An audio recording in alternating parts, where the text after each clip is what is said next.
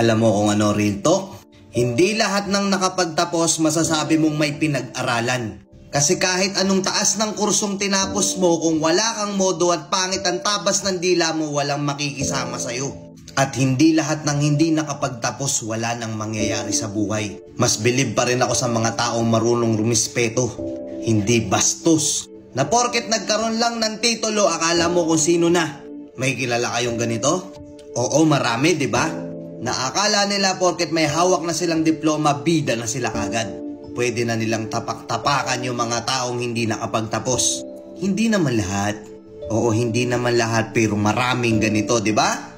Minsan nyo bang naririnig to sa paligid nyo?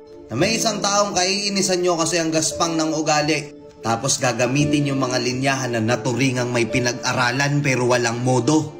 Gamit na gamit yung linyang yun, di ba? Kasi oo, totoo. Merong mga tao dito na nakapagtapos, nakapag-aral, akala mo kung sino na. Minamaliit na nila yung mga kasama nilang hindi nakapagtapos. Akala nila bida na sila. Bigyan kita senaryo na madalas nangyayari. Nagkita-kita kayo ng mga kabatch mo noon. Ano purpose kung bakit kayo nagkita-kita? Yabangan ng mga narating sa buhay. Ikaw yung tipo ng tao na hindi nakapagtapos pero may diskarte. Maganda-ganda yung kinikita mo. Pero hindi mo yun sinasabi sa iba kasi ayaw mong magmukhang mayabang sa ibang tao. Alam mo yung hirap ng buhay dahil mas maaga mong naranasan yung pagsubok. Pinagkaitan ka. Pero mas pinili mong magpakumbaba at maging makatao. Nagkita-kita kayo ng mga kabatch mo noon. Sila nakatapos na. Yung iba sasabihin, ano na nangyari sa'yo? Di ka nakapagtapos. Tignan mo ko ngayon, manager na. Ganda na ng trabaho ko, ikaw nandyan ka pa din. Binanatan ka agad ng ganun na hindi nila alam na mas malakas ka pa kumita sa kanila. Nangunguna yung kayabangan nila. Minamaliit ka agad nila. Nangyayari tong mga gantong senaryo na to, di ba? May mga kamag-anak ka na bidang-bida sa pamilya nyo.